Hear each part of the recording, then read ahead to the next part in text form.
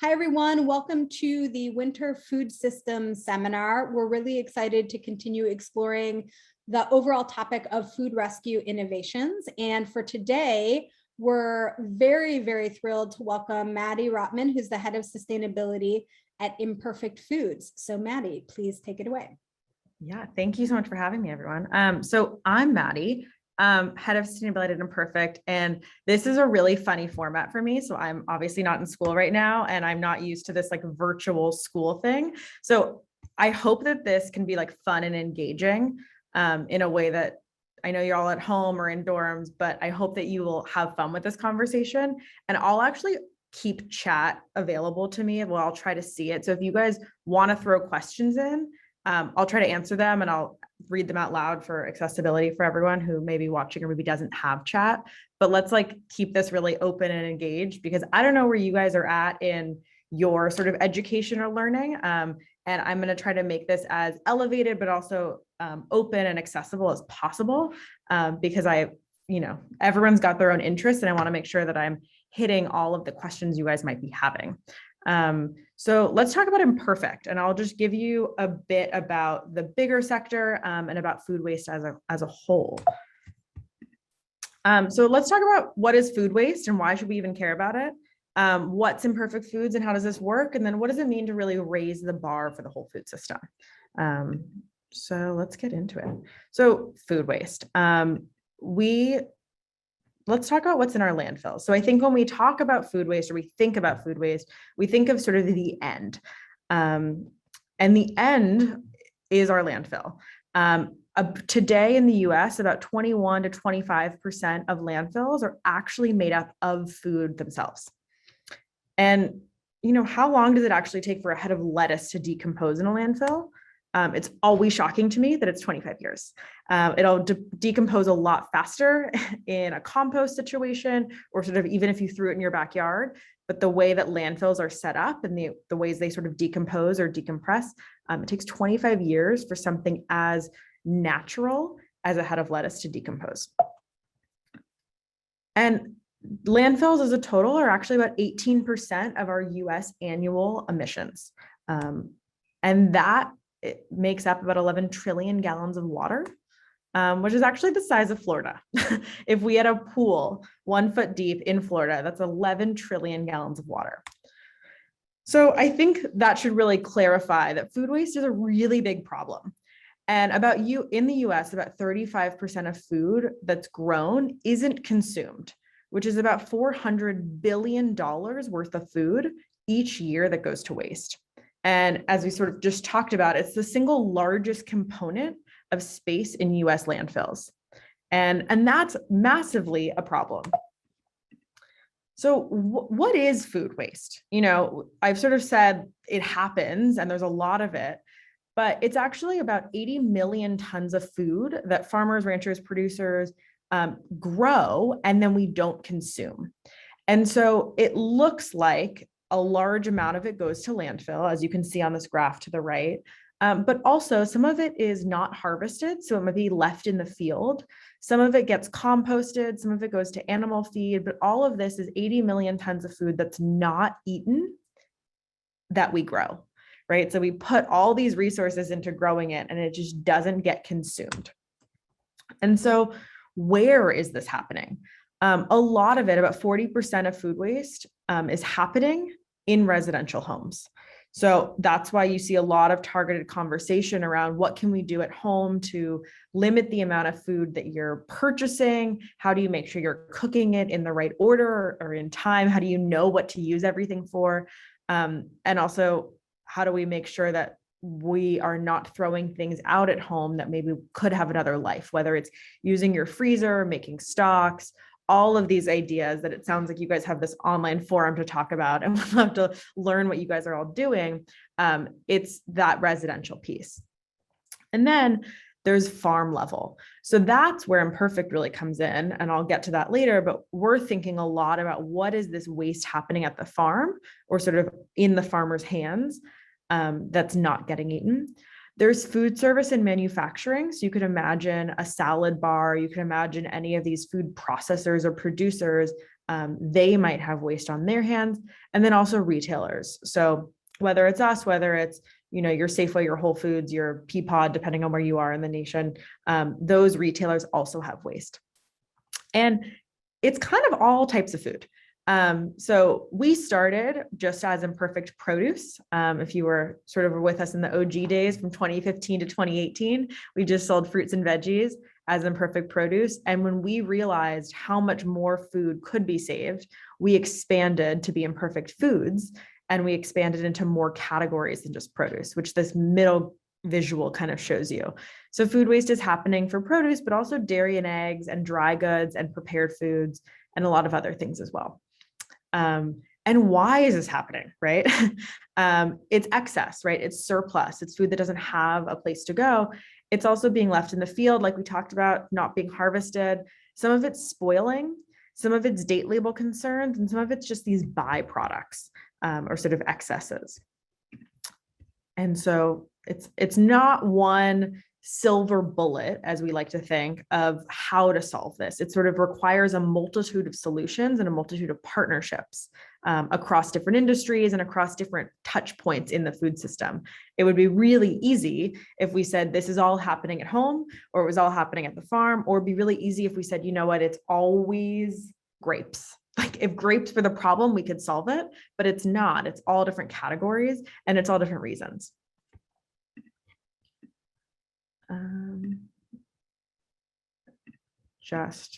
I can't tell if you can see my texts, but this way. Okay, so here is the big challenge, right? So we've talked about what is food waste, but it's actually the number one way to reduce greenhouse gas emissions. So Project Drawdown, if you are or not familiar, is an incredible nonprofit who works on climate change strategies. And they have a list of about 50 to 100 different actions we can take. And one of them, the number one thing they've said we need to do is reduce food waste, because food waste is actually the number one thing that is emitting greenhouse gases as a sole entity. There's a lot of other things we can do, but sort of incrementally, collectively, they're not as large, which is pretty wild. And for someone that's worked in the food space for 10 years and worked with a lot of other folks on sort of different sustainability initiatives within the food space, we were all shocked when Project Drawdown came out with this, because it seems so clear now, and there's such a mandate that this is what we all have to work towards if we want to sort of create a better future for the food system and for sort of all citizens of the world. And the reason that this sort of matters, or what it resonates down to, is when we waste food, when we can't consume it, whether we're leaving it in the field or it goes all the way through to the grocery store to your home and you're throwing it out, we're actually squandering all the resources that went into making it, right? It's all that water, it's all that labor, it's all that land, and all the emissions that went into the production and transportation that we are letting go to waste. And wasting food really generates greenhouse gases also in landfills or even in compost. Compost is a lot less than landfill, but when we can't actually use it to its highest degree, which is consuming it and using it for energy for us, we're sort of letting those resources go to waste. And so we really want to save food to maximize our resource use, but also avoid the emissions of two things: producing more food and the end of life of that food. And so that's why Imperfect Foods was created, right? It was around this idea of, holy moly, there is so much food that we are not consuming. What do we need to do, and what solutions do we need to build to actually create a pathway for this food to get consumed? So we talk about it as very important produce, or sort of the VIPs. So when we look at what some of the reasons this food might not be consumed, it's really a lot of cosmetic blemishes or cosmetic sort of challenges that really challenge our beauty standards. So these are three different oranges that maybe are too imperfect for a conventional grocery store, but we love, right? A little bit of scarring, a little bit of striping. You get to peppers, you get some wonky fun shapes. Eggplants on the right side, these are heirloom eggplants that like you might find at a farmer's market and think this is, the best thing you've ever found, and you get to a grocery store and it might look like, why are these discolored? Your left side is just a little fun shapes and sizes, but these are all things that have actually been graded out of the food system. So if you have ever worked in food or you've ever worked at a grocery store, you'll see on boxes these different grades. So there's sort of grade 1 or perfect, and then these subgrades that are really just around cosmetic blemishes. And these are things that actually create food waste because people aren't used to them or don't know how to eat them or aren't as attracted to them. And so this is a little bit of the journey of how Imperfect was founded. So the two Bens, who you can see in the top left, Ben Simon and Ben Chesler, went to University of Maryland and actually founded the Food Recovery Network, which I'm not sure if y'all have the Food Recovery Network, but it's basically a network of different campuses that put together college volunteers who go to the cafeteria and or surrounding retailers around universities, take the excess food at the end of the night and bring it to different nonprofits in the region to make sure that it gets eaten, whether it's a food bank or a food pantry or a soup kitchen. And so they started there. And they used all these volunteers to pick up leftover food, and they got it from one college campus to now it's at over 250 college campuses. And once they did that, they were like, wow, we can actually aim a lot higher and turn this into not only a non-for-profit model that sort of is reliant on volunteer labor, but how do we actually build and design a business that can do this at a greater extent? And that was sort of the conception of Imperfect. The bottom middle photo is one of our OG pack centers in San Francisco. We were really small and we just had a few items and one pack line. Now our facilities look much more similar to what a Costco might look like in terms of size and shape. But that was sort of the original days. And it was all about how can we grow the movement of taking and saving more food and bringing it to people to eat, bringing it around the table. And so that on the top right is our original facility and our original team back in 2017. We're a lot larger now, and we have 6 pack centers across the country. We're in over 40 states, hundreds of thousands of customers. And so they really did help grow this movement. Okay, I'm just going to answer a question that got dropped in chat.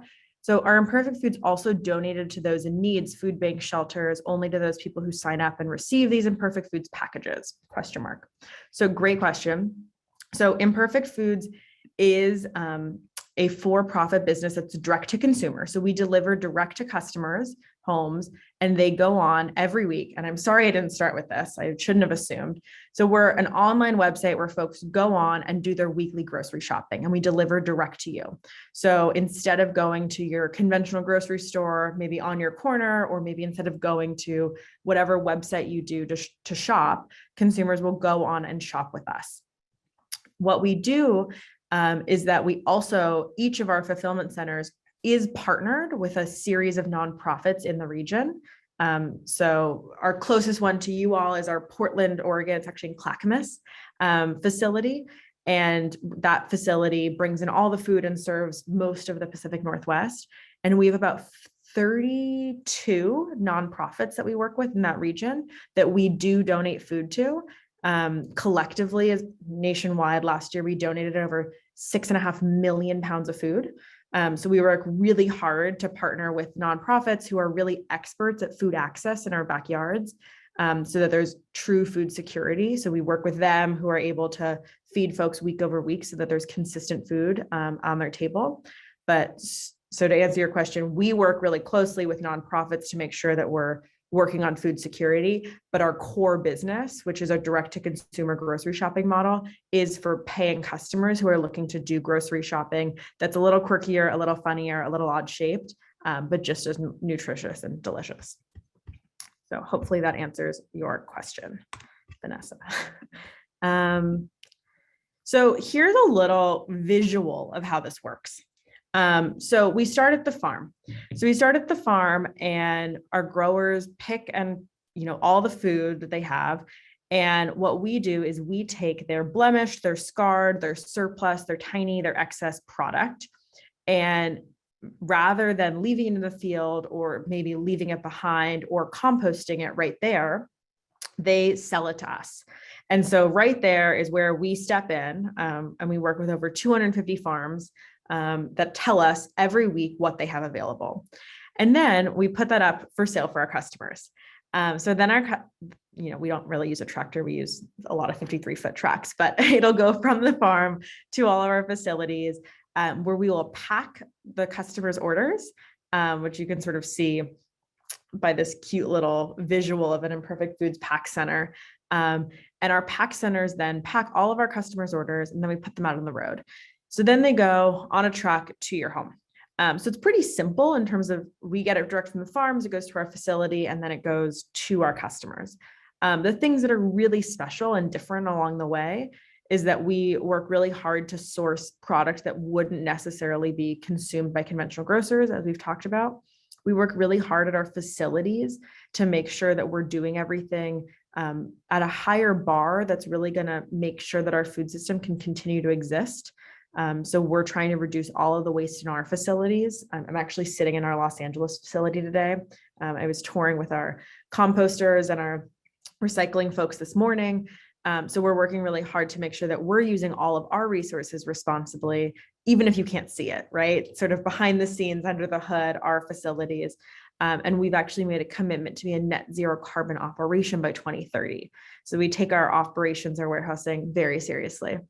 And then we pack our boxes for our customers. All of our boxes are 100% post-consumer recycled, so really responsible materials to get to you.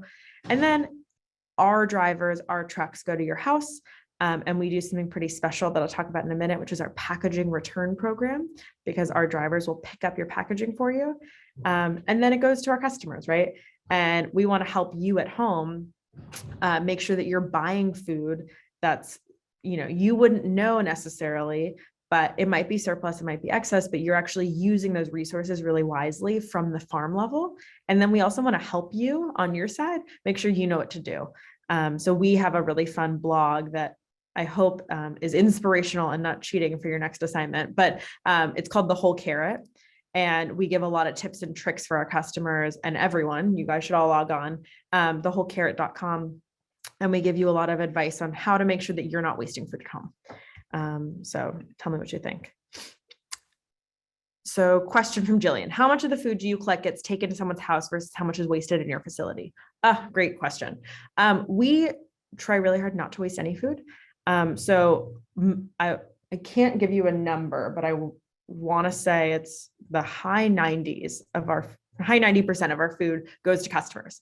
And then whatever we have that might be surplus or excess, we'll donate. And so the idea is, there might be food that there's a crazy supply chain, as is now common to be talking about. And, 5 years ago, no one was talking about this, but if a truck is late and we've already sold everything and, they was supposed to go in customers' boxes and it's late 2 days and we can't sell it for whatever reason, we'll just donate those pallets of strawberries or lettuce, whatever, to one of our nonprofits in our region. So we make sure that no food is wasted, and all of our facilities since day one have always had compost. So in case there is a quality problem, we never want to have moldy food. We never want to have something that's like, really blemished to a degree that it's inedible. We'll make sure to compost that. So we make sure that all of our food and all of our resources get used appropriately. What does Imperfect Foods do with our profits? Good question. So we are a for-profit business. It's not a nonprofit. So all of our profits go back into the business. We are still a high growth startup. So we are not a profitable business yet. We are still a startup very much, which you can see by the funds that we raise. We're still, raising capital from different venture firms, et cetera. So it's very much a grocery startup business. That's a tech startup as well, because we have a lot, it's an e-commerce business, but we are pretty much like a conventional grocer in that sense. What are your production sources? Are you mainly gleaning from commercial farms? I love this question because you know what gleaning is. So most of our production sources, we sort of follow the waste. So we really do over skew our sourcing from Mexico and California, as does the conventional food system in the US. So about 80% of the food grown in the US comes from California. So that's true for Imperfect as well. And we partner with a slew of farms that are both really small, also mid-size, and also some large folks to figure out what they have that's excess. So we are not gleaning in the sense that we don't have a team of volunteers that goes out and gleans. We work with the farmers themselves and say that we will buy their product, which actually enables them to have, more funding because we're promising them cash for their product. We're promising to buy it. When we buy it, they actually have the economic sources to be able to employ their teams to go harvest it. One of the reasons a lot of food gets left in the field is if you don't have a guaranteed buyer or you don't know where it's going to go from a business standpoint, how can you afford to go have someone harvest that? So part of the Imperfect business model is we're actually sort of guaranteeing higher value or higher income for our suppliers, because that on average, a farm loses about 20% of their crop. And so if we can guarantee them more funds or more guaranteed sales for the product that they've already grown, we're actually sort of revitalizing what they're doing. So I hope that answers that. Denby asked, do you ever have more people wanting to buy food than you have available? I want to say yes. I think always. I think part of the challenge or the difficulty of building an Imperfect produce business model is that we don't have consistent supply. So we are not contracting farmers to grow. So if I am a conventional grocer, what I'm going to go do is I'm going to say, hey, Farmer X, I'm probably going to need 100 million pounds of broccoli next year. Will you grow it for me? And so you go out and contract that. What we do is we then go to Farmer X and say, whatever you have that isn't hitting spec, so if it's too small, too big, come to us when that happens. And they'll come to us. So we have to do a lot of what I'm going to call jigsawing of supply and demand to make sure that we have what's available. But sometimes that means that it's definitely a treasure hunt or sort of limited time offers of things. And we probably have more customers that want it. And then there's stuff that, we have to tell people why they want it or we'll hold things for longer. So we might have chocolates that are holiday branded and we'll sell them in January because they're still the same chocolate, but people typically don't want them past December. And so there's sort of both sides of that of we take things that maybe there's not a lot of because they're excess, and also we'll take stuff that there is a lot of.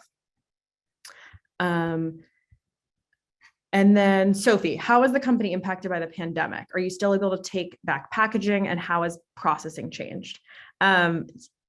Such a timely question, because yes, everything changed during the pandemic. A lot of the positives is that we were able to step in and sort of showcase to the public why our supply chain, and specifically the food system, is so broken. So we were able to buy things. I'll give you a couple examples. We bought a ton of JetBlue cheese snacks and cracker snacks in March and April of 2020. All of a sudden, everyone had produced all the packaging, all the goods for airplanes, and no one is flying. And what do you do with JetBlue branded snack packs? You sell them to Imperfect. What do you do with sliced broccoli, like pre-cut broccoli that's actually going to cafeterias for college campuses and institutions, and no one's there anymore? We had them repack them into 1 pound bags and sold them to our customers. We sold movie theater popcorn. We sold swordfish that was meant for cruise ships. Like all of the sudden, the entire food supply chain broke, and we were really able to show how our food system is so broken and be that great sort of middle person. And so we had a lot of fun. It was not easy, and it's still not easy. But we were really able to sort of help and support all the producers in the food system in that time, and continue to do that. People don't realize that, but we still have salami that was being made in 2020 because it takes a long time to age salami. And that's a product where we were able to guarantee sales then, or have people start making cheese for us then, because some of the stuff just isn't as quick as we think it is. So we've been doing a lot.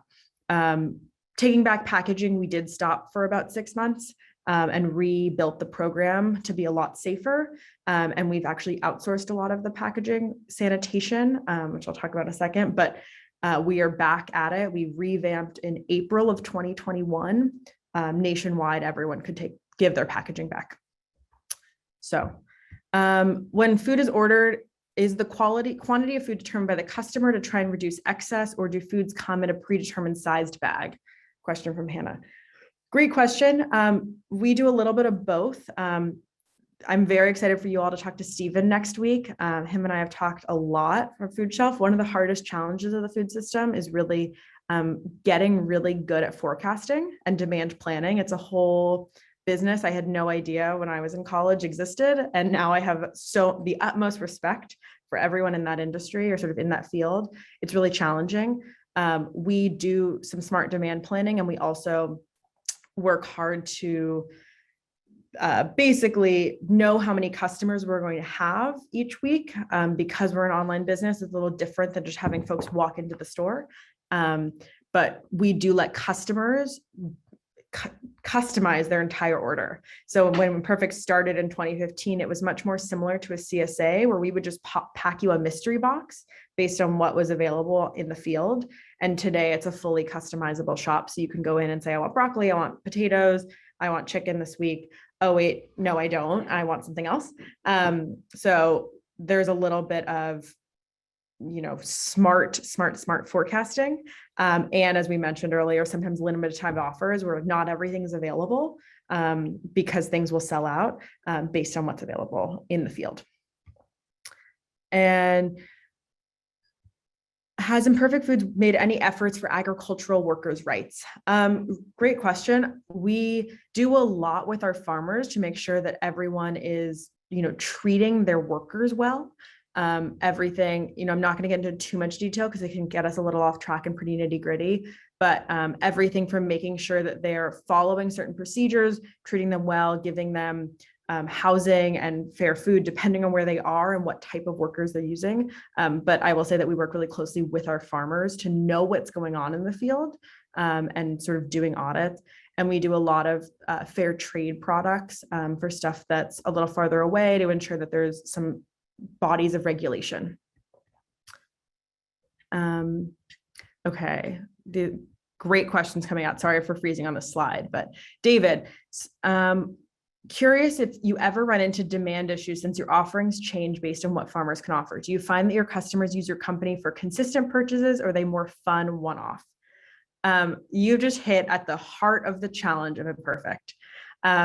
So we do have consistent staples that are in stock. So we have what I'm going to call perfect bread, milk, eggs, chicken breast, some staples for customers that they can come to us every week for. And then we have a variety, most of our produce and a bunch of our grocery items as well, that are imperfect and sort of constantly changing.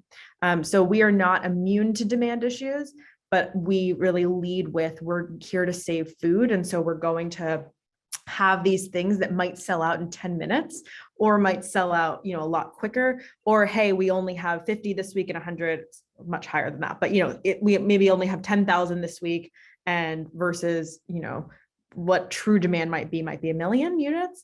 But we'll have sort of a limited amount and let customers buy until it's over.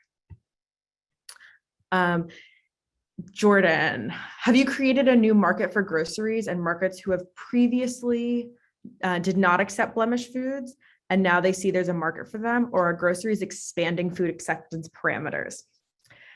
This is what we call, I like to call sort of the essence of how do we grow the movement. So when we started this in 2015, no one had any idea what ugly produce was, right? It just wasn't a concept. We were the crazy people putting googly eyes on fruits and veggies to make it fun and accepting. And now I think most people at least don't cringe at the word ugly produce. If not, they already are like, oh yeah, I'm ugly produce. I shop for that, right? I know what that is. We've seen a lot of people create new lines. Everything from Danone yogurt has an ugly produce in their yogurt line. We see a lot more sort of understanding or acceptance of upcycled foods. There's even the Upcycled Foods Association and certification. And so, yes, people are really growing their understanding and expansion of it, but we haven't seen, the reduction in food waste that we need to see. So we still have a lot more work to do. The more consumer understanding and the more brands and the more, conversation around this is incredible. And the more businesses that continue to pop up, like Stevens and Food Shelf and all of these other ones that are tackling the problem from different angles, is going to help. A lot more shelf-stable things are going to help sort of create new opportunities, a lot more upcycling of byproducts, whether it's Take Two barley milk is now, taking the barley from beer. You're smiling, so I think maybe y'all know it. But there's a lot of these challenging products that we need to continue to gain momentum around beyond just ugly fruits and vegetables into this much larger scale to really bring down the amount of food that's not getting consumed. That's when we know that there's been like massive change. When there's no longer such thing as an ugly carrot and a regular carrot, and there's just a carrot, like that's when we know we're there. How much more expensive is buying Imperfect than buying at a grocery store? It's not. It's pretty affordable. It's hard for me to make a blank statement just because I don't know where you're shopping, and regionally it's really different, but it's really affordable. It's not super expensive. We're trying to make sustainability not an exclusive thing. And we have some incredible deals on items, yet we still have inflation and we still want to pay farmers. So it's really affordable. We're probably not as cheap as a Walmart or a grocery outlet, but not as expensive as a Whole Foods, somewhere in the middle. How does the grading system work with meat? That's a great question. It's a little less straightforward than numbers 1s and 2s and 3s.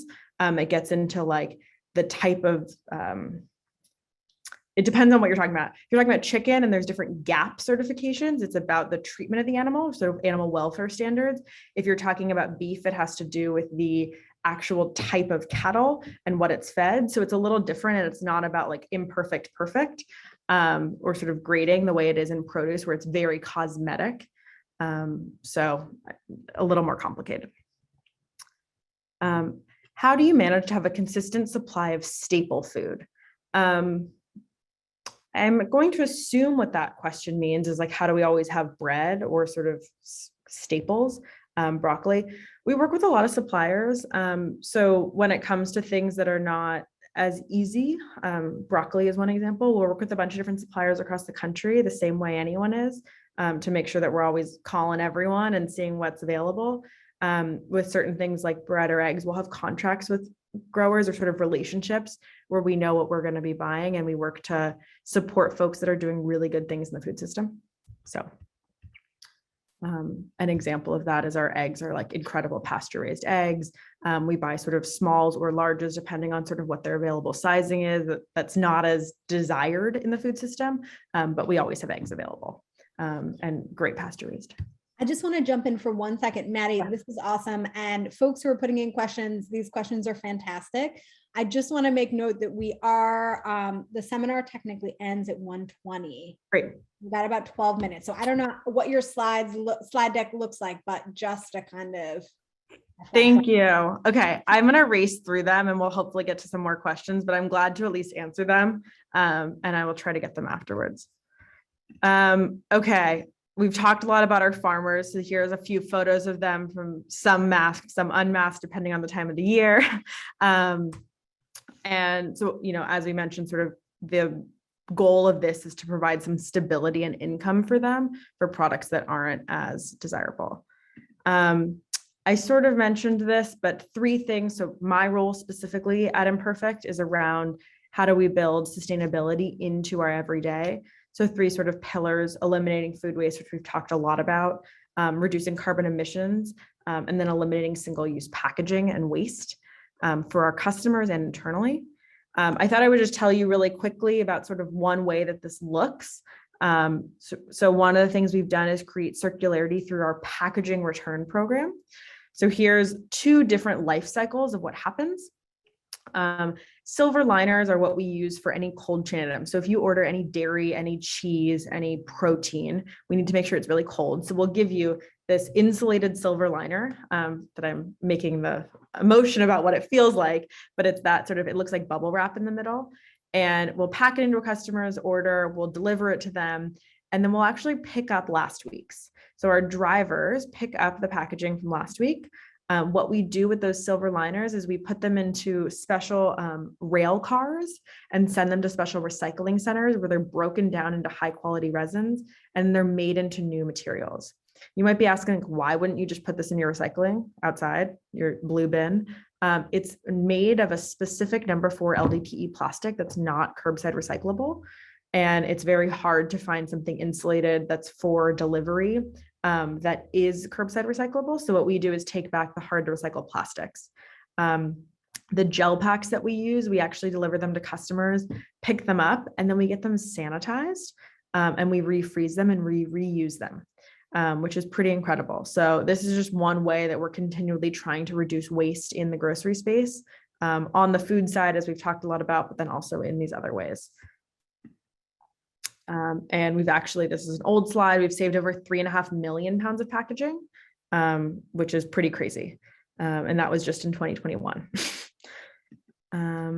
And here, last slide, just give you some highlights of what it looks like for us to eliminate food waste and build a better food system, which is our mission as a business. For 2021, we became B Corp certified, which is very exciting. So we have this third-party stamp of approval that we really are building sort of a better business for profits, planets, and the people. We've saved about 3.5 million pounds of packaging. We've donated 6.5 million pounds of food. And we've actually recovered 48 million pounds of food from lesser outcome. And that goes back to our sourcing model. So that is my super speed round of, I'm glad we timed this well. So thank you guys so much for listening and asking all these great questions. Maddie, this is so fantastic. And sorry to interrupt that. No. Lightning round of Q&A before. I think we can definitely continue with the questions that came in.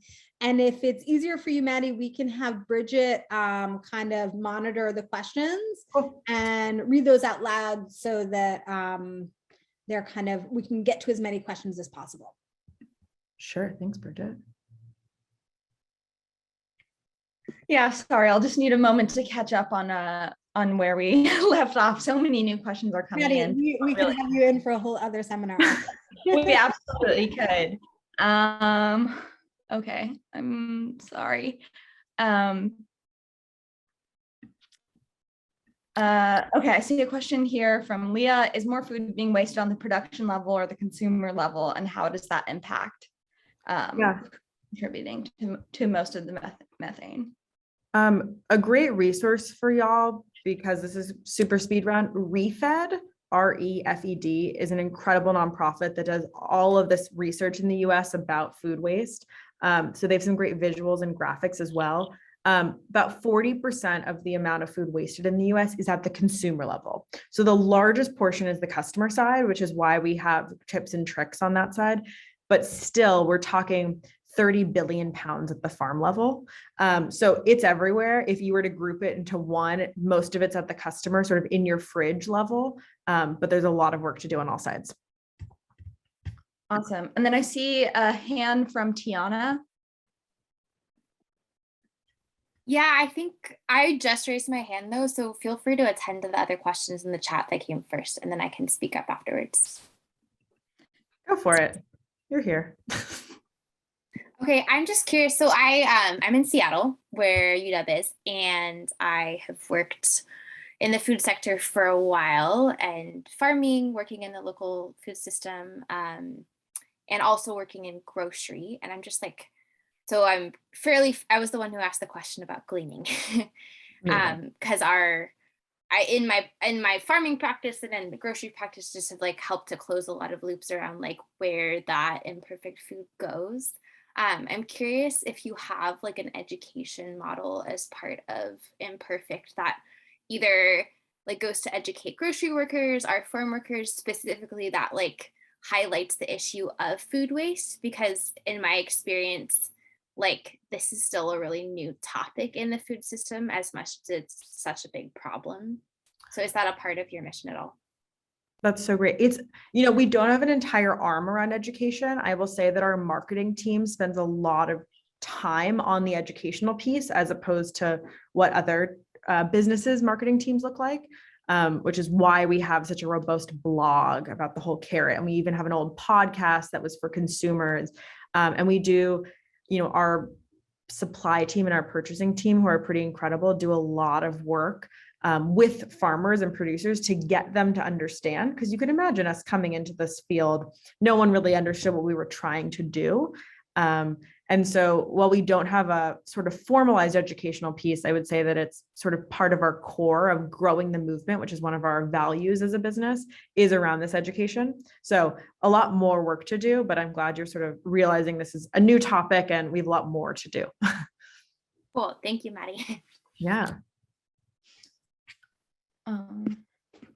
Wonderful. Thanks for that question. I saw another question, which was how do carbon emissions from driving to everyone's houses compare to carbon emissions that would come from usual grocery store deliveries? Is driving to everyone's houses a big source of carbon emissions for Imperfect Food? Such a good question. When we look at our operational carbon footprint, logistics is a massive part of it. It's about 40% of our operational footprint. So not food production, but our operation. And that's twofold. It's upstream, so from the farm to our facility, as well as from the facility to all of your homes. The way that we have looked at it is we compare us grouping customers' orders. So today what we do is we group zip codes. So I'm a Thursday customer, which means me and all my neighbors get our orders on Thursdays. And so that's my only choice. So we group customers' orders together by neighborhood. And so what we look at is the average emissions of going to the grocery store individually versus our grouping. And we find that we avoid a lot of emissions. I think last year was about 12,800 tons of carbon dioxide that we avoided because of the way we group orders. I will say it's a hard stat because we're not doing customer over customer. So if you're in New York City and you're walking to the store, you're kind of looking at me like, why are you giving me this number? But we look at it by everyone together across the nation and use the EPA's average of driving to the store. So you will see us, we do avoid emissions collectively, but it is still, we still are emitting by our vans going out to every customer. One day we would love to have electric vehicles, but as you probably know, that space is emerging pretty quickly. So we'll hopefully see that in the next 5 years. Wonderful. And I think that kind of ties into another question, which was, does Imperfect Foods serve communities that are in food deserts? Yeah. Last time I looked, we reached about 70% of people in food deserts. So there's two ways to look at it, which is the amount of zip codes you serve or by density. So if you've looked at an electoral college map, like land versus density of people are not the same, but we do serve a lot of regions that have food deserts and a lot of customers. We even have a small reduced cost box program. So there's about 7,000 of our customers based on their income levels. We're able to offer them a discount on their groceries based on where they are. And so we have done a lot of work around food deserts. If you are familiar, and you can look up to, a lot of food deserts are actually in our cities. So I'm in Los Angeles, Southeast LA has a lot of food deserts, a lot of parts of Chicago. We've done some targeted work with Kroger actually on zero waste, zero hunger to figure out how can we collectively work to eliminate food deserts and sort of create more food security in these regions. So we do reach a lot of them, and surprisingly or unsurprisingly, depending on where you are, you'll know that in cities and in urban areas is a huge portion of our food desert. So we're really glad and proud to work in those areas, but a lot more to do. That's so awesome. I think that ties into another question, which was, so it sounds like you all work with Kroger. Have you worked with any other grocery stores to take their produce or waste? Yes. Yeah, I think the more interesting part is that we actually work with a lot of farms. So when farms are picking, they sort out, pickers are really good at their jobs. And so they'll actually sort out based on the quality of the product at the time of pick. So some of our best farm partnerships is that we say, pick for us at the same time that you might pick for your insert conventional grocer here. And so a picker will go down a line of peppers or, a row of corn, and they'll pick and put into the right pile for conventional grocers, and then put the number 2s into the left, which actually creates a lot of efficiencies financially and from a labor perspective. And so that's actually much better because you get really fresh product. You don't leave it in the field. You sort of capitalize on the folks that are already picking at that moment. And so those are some of our best partnerships, is when people know they're going to pick or harvest for a grocer, and then they can pick for us at the same time. Awesome. And then a last question tying into that from Elizabeth is how can we shift the standard of perfect food from being decided by the markets to being decided by the consumers, getting to the point where ugly foods are casually sold in stores? That is the dream, right? It's sort of a catch-22, whether it's the grocer's fault or consumer's fault. We sort of walk into grocery stores today and expect them to be super full, to be bright, to be shiny, to have these bountiful shelves. They're sort of, if there's one left, you might not grab it because it doesn't seem as appealing. So it's a sort of who done it moment. It's like, it's unclear which is which. But the more that you push and ask and sort of take those products that maybe aren't as appealing visually, but just as good inside, the more that we change the system.